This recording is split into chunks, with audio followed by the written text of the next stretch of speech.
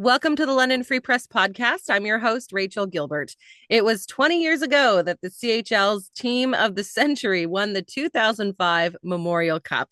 Yes, that was the London Knights' first ever Memorial Cup win. And the Dream Team, as they call it, was back in town to celebrate the 20th anniversary of that.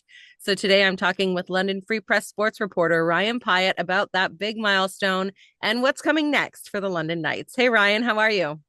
Hi, Rachel. Has it been 20 years already? It's been 20 years. Yeah, we're getting old, Ryan, because I know you were definitely reporting on this team back then. Yeah, I was Jim Cressman and I. Yeah, it was what a phenomenal week. And, London had never held the Memorial Cup before, never won it, never, it had always been something that other teams and other cities celebrated. And Hmm. what a moment. And I remember some of the pictures I remember, like, of just, downtown and stuff like that. Like the celebration when they did win it, crazy. Awesome. Like these guys. I was a very new reporter, very young at the time, of course. These guys were kings in the city at that time. Like it was the biggest thing going on. Yeah, and remember, like Corey Perry talked about it the other night, reminded everybody there was no NHL. It was a lockout. This was the biggest hockey going. Right. So there was all kinds of attention on extra pressure. And the kids felt it, that the hockey world was kind of watching them. And you add in that Sidney Crosby was in the tournament and he was the biggest prospect, going in hockey. So, and they ended up playing him a great first game, an opener, and then a great final. You couldn't have asked for a better tournament. And then like Ottawa was in it, and Brian Kilray, who now Dale Hunter's chasing for the Wins title, his team was there. So it was Hmm. like perfect storm. Perfect storm. Yeah. So many of these guys came back to celebrate this 20th anniversary. Not everybody could make it, but what did they do for the 20th? What was happening? Who came back for it? What was going on this week?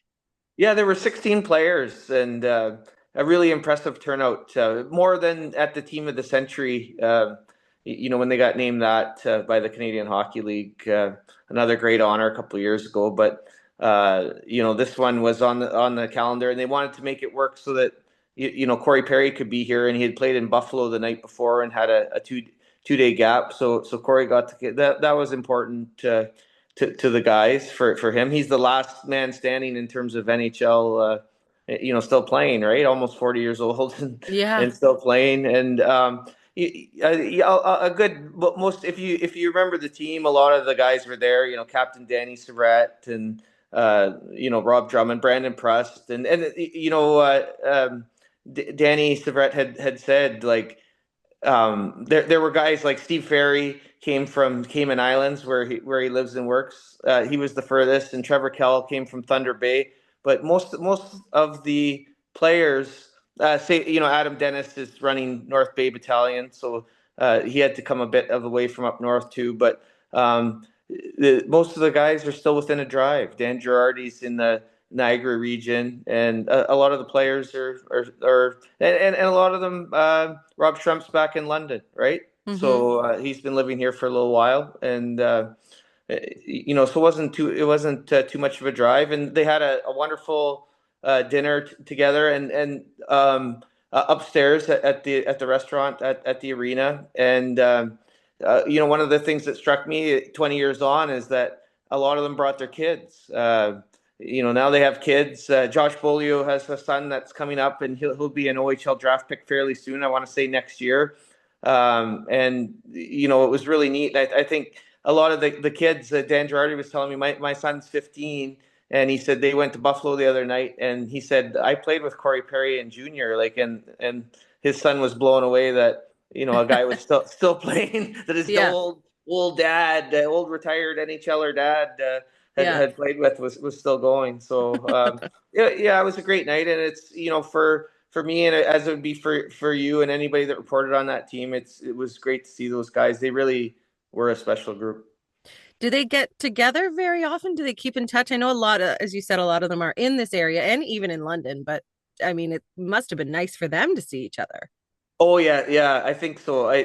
they really don't get together too much, other than, of course, like I said, the London guys, and when they cross paths in terms of the hockey world. But they're all living their own lives, and you could feel the excitement of everybody being able to Mm. to get together. And Mm-hmm. it's almost like one of them was telling me, I think it was Shrimp, saying, "You're like, it's like your kids again."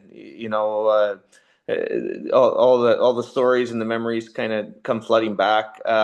They really don't, but they would love to have continue to do I think the Hunters would love it too, to have every 5 years. 25. 25 seems like a good milestone, and I'm not sure if you go to 30, but I think they'd like to do that, and Yeah, I'm sure from the reception of the fans, they'd love to see it too. of course. Yeah.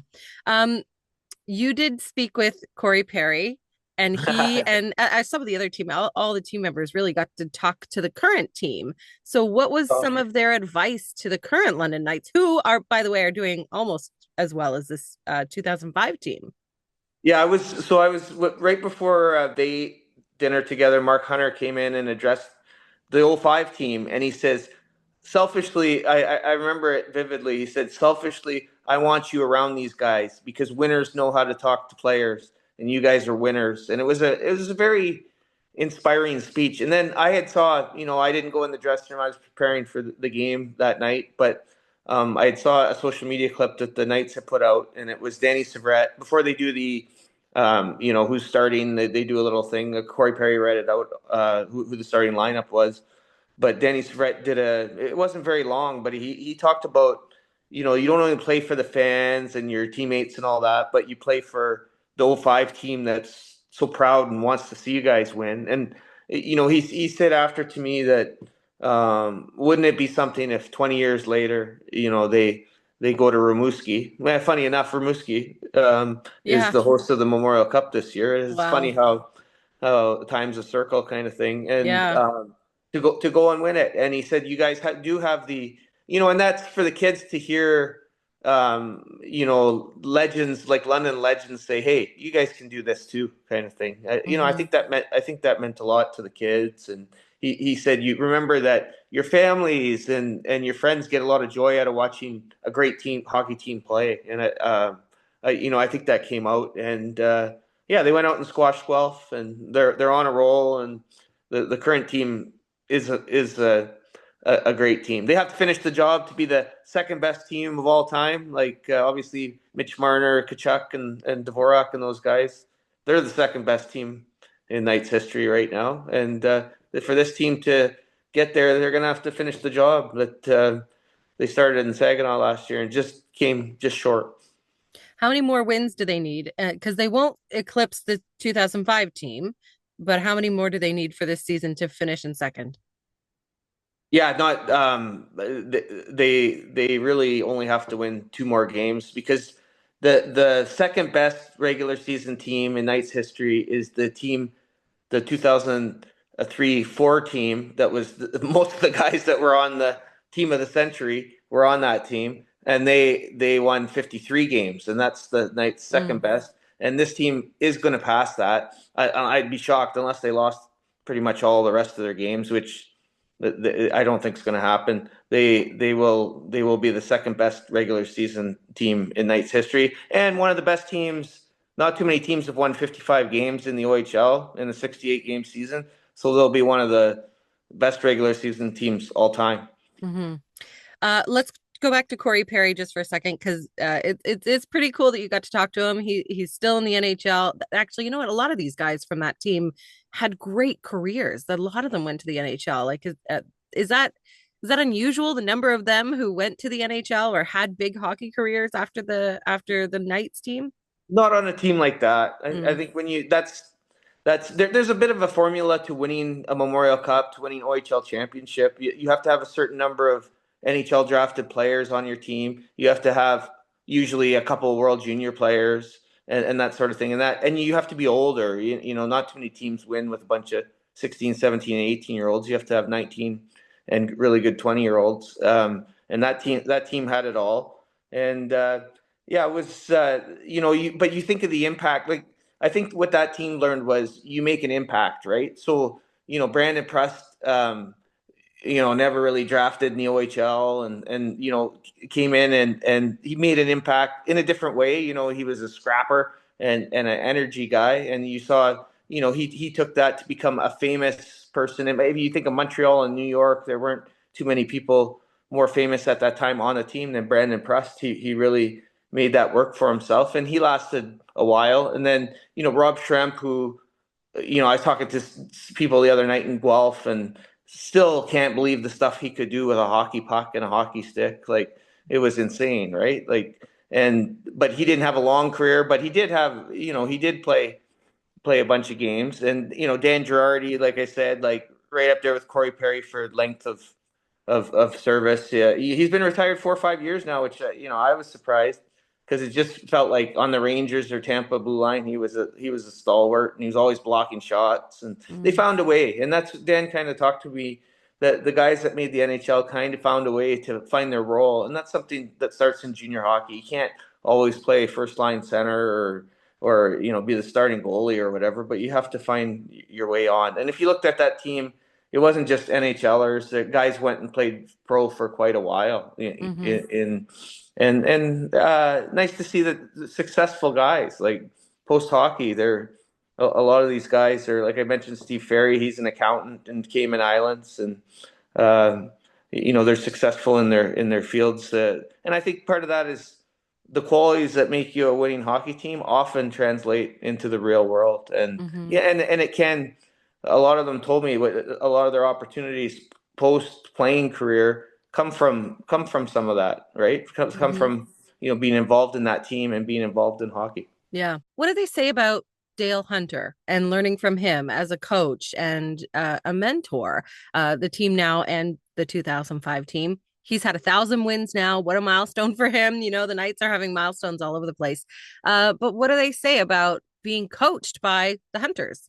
Yeah, I mean, Mark and Dale are interchangeable, right? And they run the team like Corey Perry said, like the mini edge. It's basically an NHL team. So I think a lot of the players over the last 20 years that go on to the NHL say, I wasn't really surprised by anything that I encountered in the NHL because it was stuff that I encountered in London. So, I mean, that's really all you can ask for. You get prepared, and the Hunters do probably as good, if not better, a job than anybody in junior hockey, maybe anywhere in terms of developed hockey, minor sports and all that, than of getting guys ready to go to the next level. And that's, they both have playing experience, 30, maybe 30 years of combined NHL playing experience. Mark Hunter won the Stanley Cup.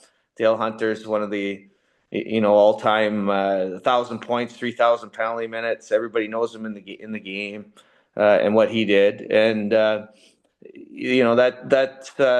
continue to run their team, even though they've evolved over time, like you have to in the game. That was one of their first teams that they built, the '05 team, and they built it the right way, and they won. And then they, subsequent years and right now, I mean, they've kind of done similar things. Like they find great players, they find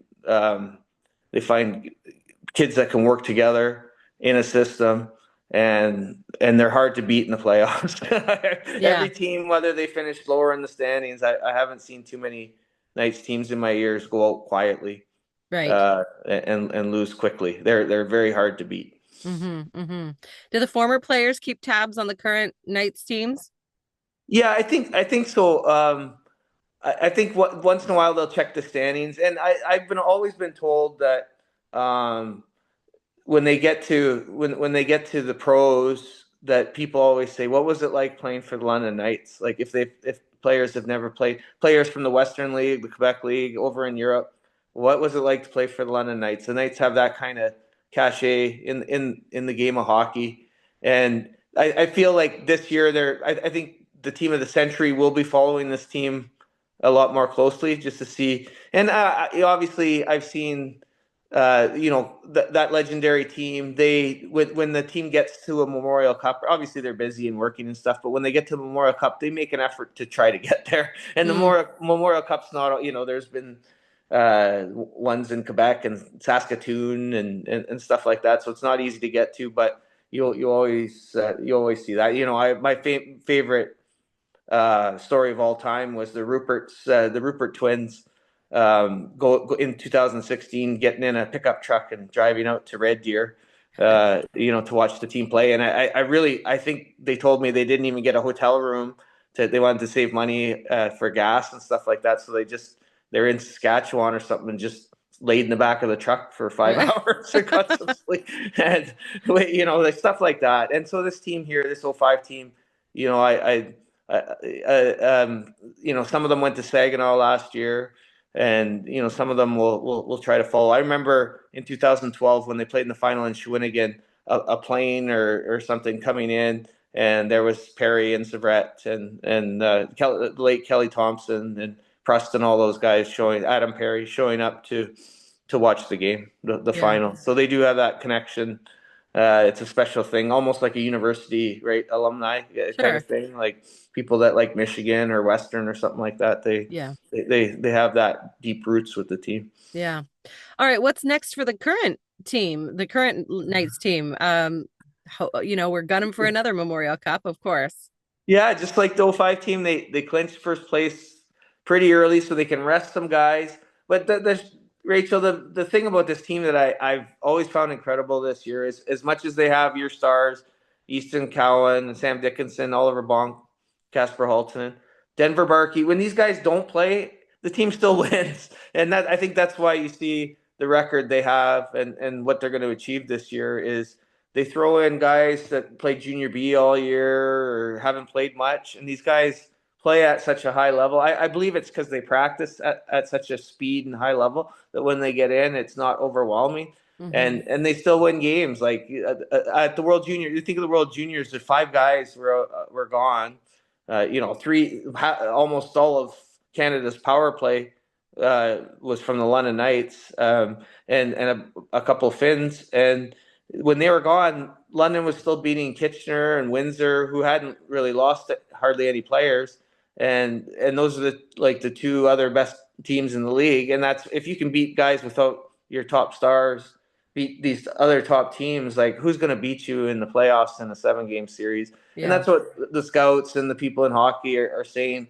You might be able to beat London in a 1-game, kind of like last year, the way Saginaw kind of did it, but good luck beating them in a playoff series. And the team still has, last year, you remember they ran into suspension trouble in the playoffs that they had to overcome, and a few injuries and that sort of thing. And they're a little banged up right now, but they're being afforded the chance. They're not fighting for first place. They're not fighting for anything anymore other than wins and historical, accomplishments kind of thing, personal milestones and that sort of thing. So they can be rested. And I think I wouldn't be surprised if they have a run similar to last year when they went 16-2. And, there's nobody I've seen all the teams in the East. There's nobody in the East that's as good as them. So, if they can get through the Western Conference final, I don't think they're going to maybe hammer a team like they did Oshawa. If you remember the series last year in the finals against Oshawa, they were pounding 9 goals, 8 goals, 7 goals. I don't know if it'll be like that this year because I think teams will play a lot more defensive against them. But I'd say they could be one of those great teams, and it would be a disappointment if they weren't, based on what they've done this year. It'd be a real shock if they lost early in the playoffs. That's true. Yeah. Well, go Knights, go. We're cheering for them, of course. Thank you. Thanks for joining us today. What an exciting week this has been for you. Like, what a cool thing to report on and all of that stuff going on. Yeah, I love it. Yeah. Thanks so much, Ryan. We'll talk to you soon. Okay. See you, Rachel.